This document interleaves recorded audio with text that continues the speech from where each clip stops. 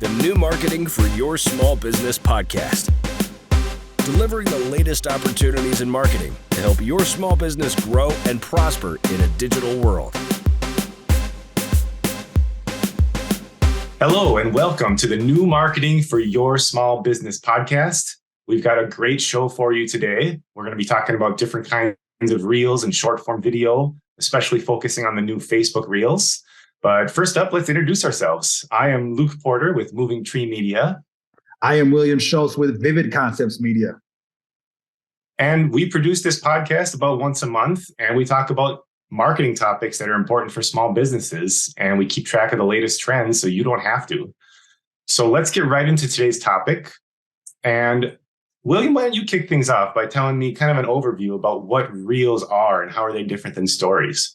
Yeah, I think, a lot of us know that you can post videos and, before the invention of TikTok, or maybe the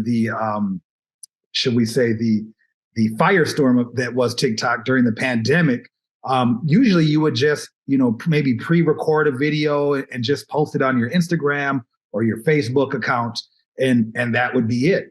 And then when TikTok just started to dominate and became so popular, Facebook and which owns Instagram, they had to make a pivot because they were losing a lot of market share to people that, influencers, people that are using the platform. People started to move over to TikTok. So what Facebook, the Meta, we call it now, created for Instagram was Reels. REEL, like a movie reel. So Reels, okay? And what Reels are basically short form video, which they're starting to get longer, but they were originally intended as short form video, which are gonna be centered around typically on a device. So they're gonna be in what we call portrait mode versus landscape or widescreen. So it's gonna be a portrait mode type video typically. And what it's designed to do is to mirror the impact of TikTok. And I think what it's specifically designed to do is have the algorithm. It's designed to be more of an interest-based type video. And I'll explain what that means. Typically, when we posted things, videos or pictures on social media, we would include hashtags. And the only people that would see it were typically people that were in your friends or your followers. But with the invention of TikTok and their algorithm, it became what they call an interest-based algorithm. And that algorithm now shows your content, your videos, to the people they think are going to be interested based on a myriad of different type of factors. So what happens is you can post a video on, let's say on Instagram Reels, and maybe you're posting a video about dogs. And so they're going to show that video, maybe it's a dog grooming business. They're going to show that video to people that are known to be dog lovers, who might have interest in pet grooming. And so you're going to have a potential to reach a much larger audience that has nothing to do with your followers. And now what's happened most recently is Facebook has now adopted Reels into their program and their software and their platform. And now you're seeing people get that same kind of TikTok, Instagram kind of reach with new audiences on their Facebook. So that's basically it. It's just a regular video with a new algorithm. Video with a new algorithm, an interest-based algorithm. Yeah, that's a great summary of that. And it's so important for especially these niche interests where, let's say you have 500 friends on Facebook, and let's say you are really into like vintage pinball machines. If you're posting about that on Facebook, there might not be a single friend in your 500 friends who likes vintage pinball machines. You might get a few pity likes from, your mom and your uncle. But when you put that on TikTok, you could, and this is where this potential for organic reach comes in, you could have that video get 100,000, 1 million views because it's hitting that interest-based audience. So that's a great summary. And, I had mentioned, that Facebook now has added Reels, and they're a little bit different. So maybe they're a little bit different from TikTok and Instagram. So maybe you could talk about, exactly how are Facebook Reels different from a TikTok video or an Instagram Reel? Yeah. I think the first thing, the most exciting thing, let's get that out of the way first, is that it is the first time Facebook had organic reach of any kind in a very long time. So organic reach means you're not paying for more people to see it. Or right now, if you have a Facebook business page and you have 1,000 followers, if you don't put money behind it, only a fraction of those followers are actually going to see it, and you're not going to get any new followers. But with Reels, Facebook will show your Reels to huge audiences based on what the topic of the reel is. Now, it's not quite as robust as TikTok. You don't have as many options for stickers and filters and text and sounds. And it's a little bit there, but it's so much more basic than TikTok if you've used TikTok at all before. But I think just to start out, I've been telling my clients, just make the same vertical video for now and put it on YouTube Shorts, Instagram Reels, Facebook Reels, even TikTok, and just see what the different audiences on those platforms, see how they react to it.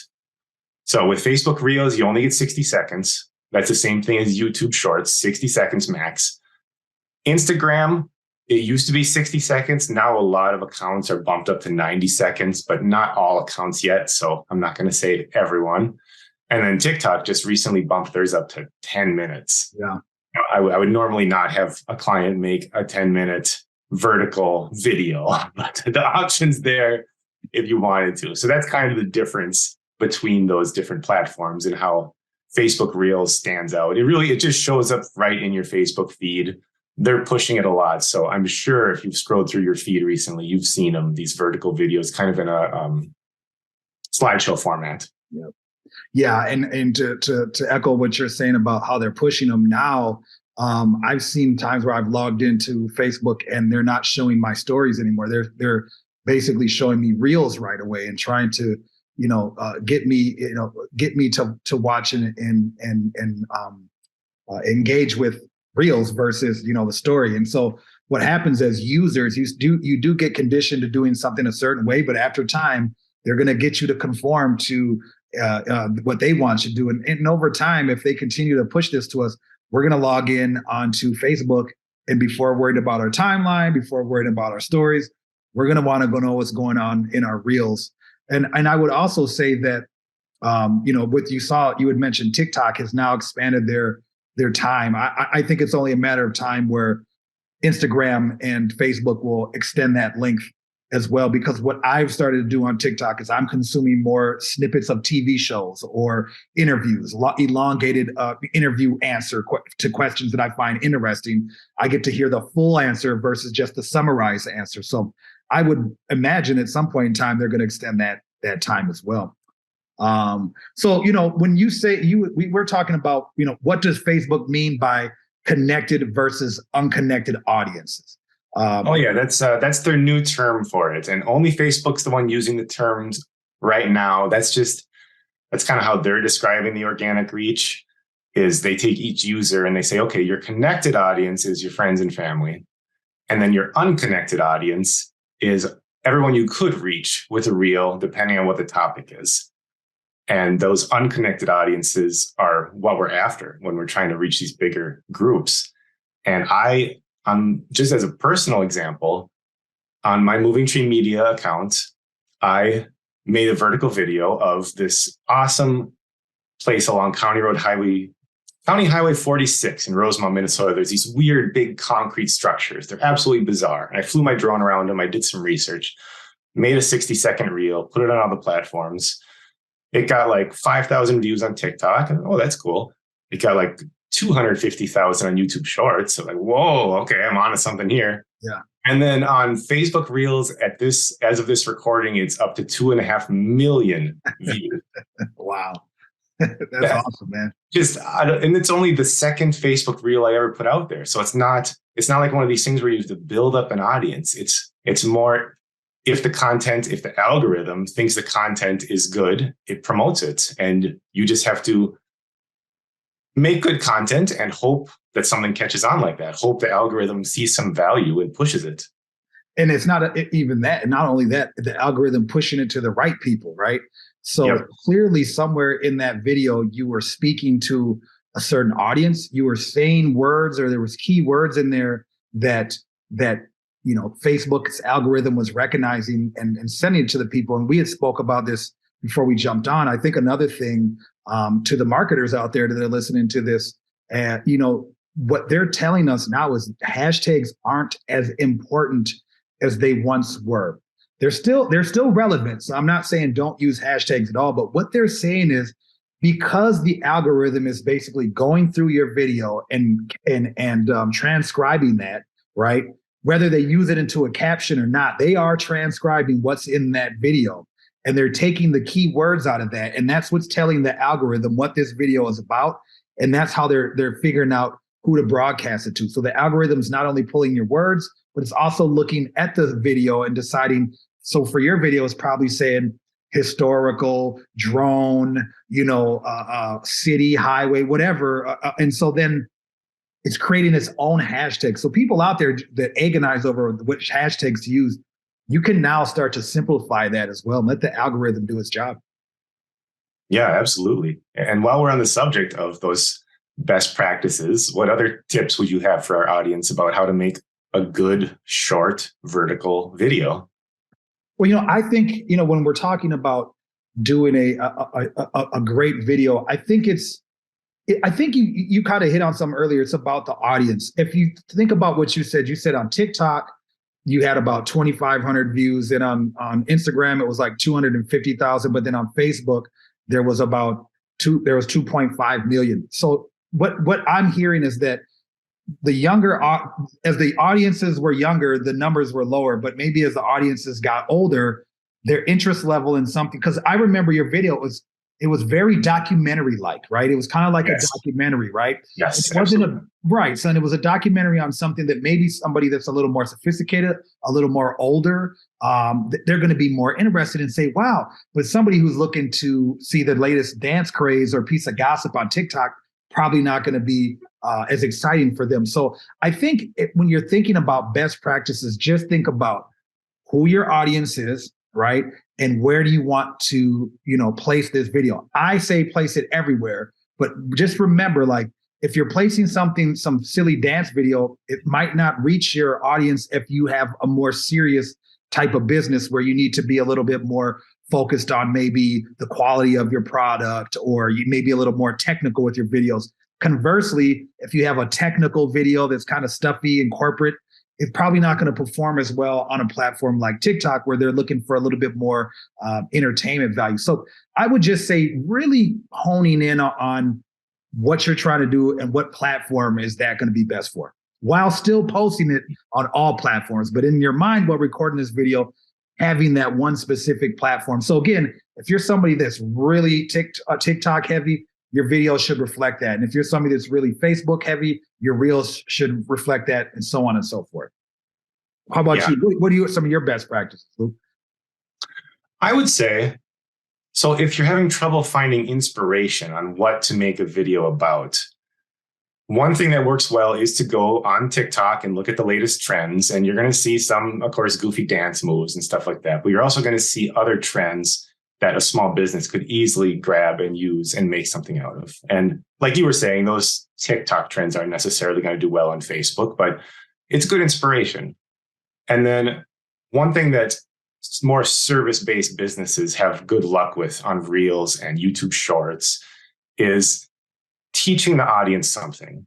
You only have a minute, but if you can get 3 quick tips in a minute, those type of videos actually outperform other educational videos. Something about that magic number in 3, and it keeps people watching the whole 60 seconds, but you can't do 4 or 5 tips because you only got 60 seconds. But try to think of something about your business that you could break down into chunks of 3 things you didn't know about having a living will, 3 things you didn't know about how wooden paddles are made.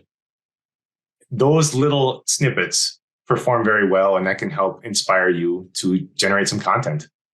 No, that's a great idea. And, I say that because that's the stuff I tend to follow, right? Is, informative type things that are learning. And when I see somebody say, 3 ways to get a larger audience, or, 3 things about TikTok I bet you didn't know. Not only are those things relevant information, those are fantastic hooks. All right. Because I think all really good videos should have a hook. And maybe for those people out there that don't know what a hook is, maybe you can kind of explain like what a hook is. Yes, the hook. The hook is so important. So when people are scrolling through their feed, it doesn't matter what platform you're on, Instagram, Facebook, TikTok, you have 3 seconds to catch people's attention. Statistically, they've done studies on this. 3 seconds, or they're going to scroll right past you. So if you slowly open your video with your logo, they're going to scroll right past you. If you have something boring and not happening in those first 3 seconds, you've lost them. So you have to put something at the beginning that hooks them in and keeps them watching for the rest of the video. That is the magic of the hook. And I actually advise my clients, when you are coming up with the idea for your video that you're going to shoot, come up with the idea for that hook right away. Get that incorporated right at the very beginning so that you can plan the rest of the video around it. Yeah, I would say that I will going to double and triple down on do not start your videos with the logo. Please, I see too much of that. And it's just, in this competitive world of attention, you guys out there listening, you have to remember that this is all about attention. This is all about attention. That is the currency that we are trading on social media is attention. And I can promise you, nobody gives a crap about your logo spinning around and doing a cool flopping around the screen. They're not going to stop and listen to that. So, to echo on that, do not open your videos with your logo because nobody cares, and except for you. So you will be the only one watching your video. And I've seen a lot of people that are friends of mine that have broken into the social media game. They start their videos with their logo. And that, if I was going to say the number one best practice out of this podcast episode, do not start your reels with a logo. Right. And then I guess the one last piece of advice I have on this topic is don't get caught up in needing the right equipment. If you have a phone that you've bought in the last 4 years, your phone is good enough. Your microphone's good enough. Your camera's good enough. The one thing I would possibly suggest is buying a ring light that you can mount your phone in. It's good if you can get one that has a warm light, because some of those ring lights, the white light is so, honestly, it's cold. It's a cold white light. It kind of makes you look like a zombie. But you go on Amazon for $30, you can get a great tripod, phone mount, ring light with nice warm light combo. That would be like the only piece of equipment that I would really suggest. I wouldn't want anyone to get so caught up on the equipment that they don't make content. That's a great point. I think that I would say that 75% of the people that I talk to that say they want to post content, the only reason why they're not posting it is because they've overthought it, and they think that I don't have the right camera, and I don't have the right background. And I always say that, and we've talked about this before, we both are admirers of Gary Vaynerchuk, and he has some of the worst, this guy's a billionaire, and he has some of the worst production quality in terms of audio, in terms of visual, but he has some of the highest social media numbers. And it's because how he delivers his content in terms of how he personally delivers it with his voice and with his content topics and what's relevant and how he explains it. That's what draws you in. So anybody out there listening, just the quality of the content in terms of like what you're saying is much more important than the quality of the production. I'm telling you right now, you do not need a big budget. So that's a great point. That's a great point, Lou. So hopefully out there, you guys are out there in today's episode, you understand that one, reels are where it's at. And specifically knowing where your audience is by using those reels or TikToks. And like Luke said, man, Luke's second Facebook reel got 2.5 million views. That's huge. And Luke, really quickly, before we wrap things up, has that led to any like client engagement, some new followers? Have you gotten some positive things that helped your business from that? So the reel got me about, I want to say 2,000 new followers. That's amazing. So that's 2,000 new people seeing my business stuff every single week. Absolutely. That's beautiful. That's beautiful. So listen, guys, reels and TikToks, but specifically reels, you can go viral. Once you go viral, that can open up a lot of doors and a lot of possibilities to you. So, well, as we wrap up the show and we're talking about going viral and talking about possibilities, why don't you share a a project that you've been working on recently, because we always like to share what we're working on here with our audience. Yeah, I got a really fun client that is a cover band here in Minnesota. They play a lot of classic rock, and they are so much fun, and they're so awesome. And they are called Sugar Buzz. And I designed their website. They play at a lot of venues here in the southern Twin Cities metro area, but they also get all around the state. They played at the Viking Stadium recently outside. And I did their website in a way that they could keep adding all these different events, and their fans could keep track of where they're going. They can add stuff to their calendar. And they are so great at interacting with their fans. Every single gig they have, they will send me dozens of pictures of them doing selfies with their fans for me to put on the website. So it's a great way to interact with them. And they just had me start doing blog posts for them as well. They're trying to up their local SEO game. So I've been doing some blog writing for them. So if you are a Minnesota listener, check out Sugar Buzz for a really fun cover band. Cool. How about you? What have you been working on? Working on a lot of stuff, but one of the things that sticks out a little bit is one of my newer clients is a guy by the name of Reggie Perkins, and he owns a business called High Five Sports Zone in Eden Prairie and Eden Prairie Mall, Eden Prairie Center. And what it is like an 18,000 square foot gymnasium for like kids' birthday parties, and they got like basketball court in there, gymnastics. They do like field hockey and football. I mean, it's just this massive facility. And on New Year's Eve, he had something there called the Noon Year's Eve party. So they did a balloon drop and stuff for kids at noon. He had a DJ, and he had like, just all these parents and just this big party. And it was really fun because I got to go out there and take pictures and take video. And now we're able to use a lot of that content to create, weekly content and advertising for his Facebook page. So it was just a really fun event, wonderful event. Doing the testimonials were so fun with the parents there because, they were having more fun than the kids were. So I really enjoyed working that event and working on that project, man. That's awesome. I love that. That sounds like a lot of fun. So do you want to take us home, sir, and then give us where people can find us? Yes, the podcast is New Marketing for Your Small Business. Search for that on Facebook, and you will find our Facebook group where not only will our latest episodes be posted, but we also have some good back and forth with other business owners. We share some tips and tricks. Otherwise, depending on what platform you're listening to this on, we do have our podcast on iTunes, Apple is iTunes, sorry, Apple, iTunes, Spotify, Google Podcasts, and a video version on YouTube. So if you prefer to get your video podcasts in that format, check out YouTube. Otherwise, join our Facebook group. All right, man. Well, thanks, Luke. We'll see you around. We can't wait for the next episode. And thank you for everybody for listening. Thanks, guys.